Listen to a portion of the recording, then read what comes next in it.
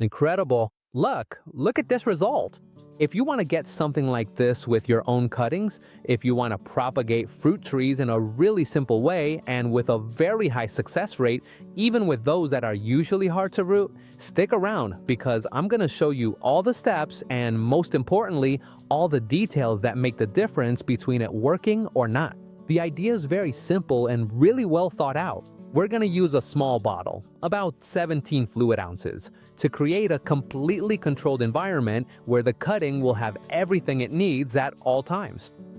No stress, no sudden changes, no dehydration, and with a very steady stimulus to encourage rooting, because most people fail precisely in the first few days, either by not providing the high humidity the cutting needs, or by giving it too much light, or by making small mistakes that seem insignificant but end up ruining the whole process. And what we're going to do here is avoid all of that. In other words, it's the combination of several well-adjusted factors so that, at the very least, it doesn't fail because of a mistake on our part. The materials we need are super basic things that pretty much everyone has at home. We need a small plastic bottle, a bit of black soil or slightly acidic soil, which is usually the same as universal potting soil, also willow leaves or even willow bark, which works perfectly as well. About half a gallon of water, of course, a bit of ground cinnamon, an aloe vera leaf, and of course, the cutting you want to propagate, okay? In this case, we're gonna do it with an apple tree, which isn't exactly one of the easiest. In fact, if we put it on a scale from 1 to 10, it would be about an 8 in terms of difficulty. It's not impossible, not by a long shot, but it's also not one of those you just stick in the ground and that's it. And that's exactly why I want to show you with an apple tree, because if it works here, just imagine how easy it'll be with other, easier fruit trees. But it's really important that you pay close attention to all the details and watch the whole video, because it's full of little tips that make all the difference. Now, let's move on to one of the most important parts of the whole system, which is the willow. The willow isn't here by accident. Willow contains natural auxins, which are hormones directly involved in the rooting process. In other words, we're not just adding some homemade thing for the sake of it. We're providing a chemical signal that tells the cutting to start growing roots, and that completely changes the outcome.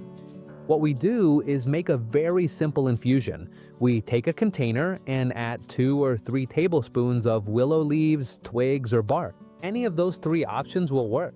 We add water and let it sit.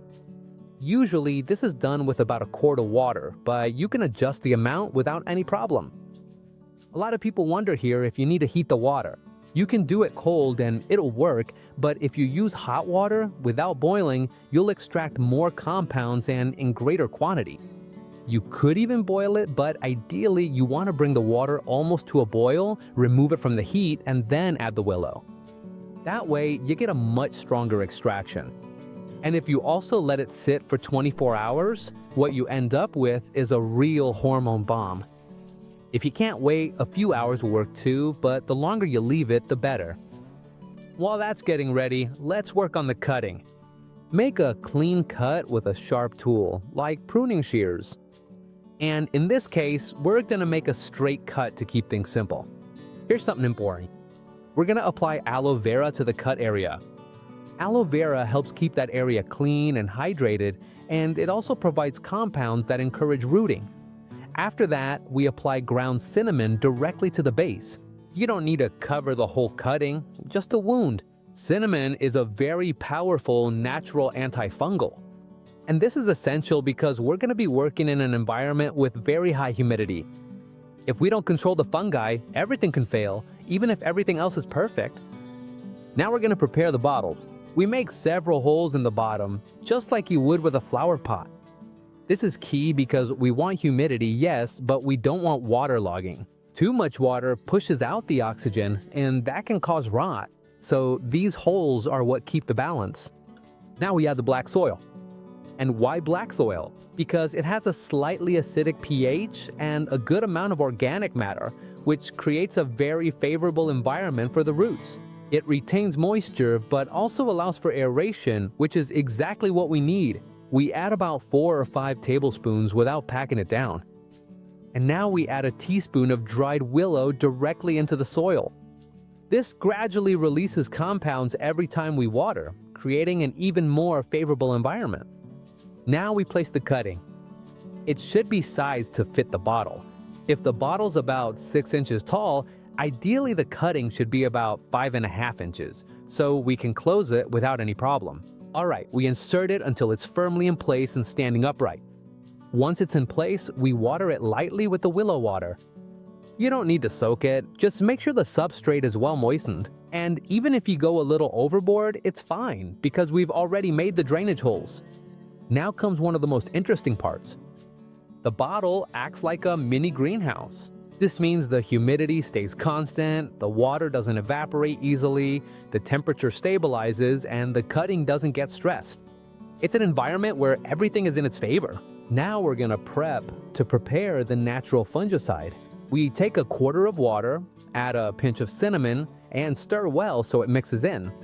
Then we strain the mixture with a coffee filter or a fine cloth to avoid any residue, and pour it into a spray bottle.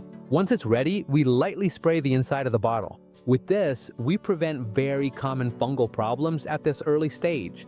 Next, we place the bottle in a spot with indirect light, never in direct sunlight.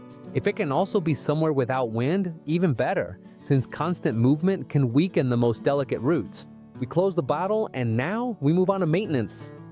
Every 2 or 3 days, we check on its condition. If we see that the substrate is drier than usual, we water with willow water and reapply the natural fungicide. There's no need to obsess over it, but you do need to stay alert, especially during the first week, which is the most critical time. If you get through those first days well, your chances of success increase dramatically. You can do this on a larger scale without any problem. I'm showing you with a bottle so you can really understand the process, but you can use different sizes of bottles and as many as you want. Plus, it's not limited to just one plant. This method works with tons of varieties, from apple trees, other fruit trees, citrus, to ornamental plants. You can multiply as many as you want. And now, an important detail that a lot of people overlook, the lunar phase. If you have the chance to choose the timing, the ideal is to do it during the waning descending moon. During this phase, the sap tends to concentrate in the lower part of the stem, which really helps root formation. It's not mandatory by any means, but it is a traditional practice that many farmers have always used. And in my personal experience, the results are usually better when you do it this way. And now comes the most interesting part of the whole method, checking if it worked. After about 7 or 8 weeks, we start to see the results. Those healthy, white, active roots we're looking for start to appear. And on the top part, new shoots also begin to sprout. But keep in mind, it doesn't always happen in the same order. Sometimes the roots come out first and other times the shoots do. That's why patience is key throughout this whole process. But if you manage to get both things, then you've got it, a new tree, an exact clone of the mother tree.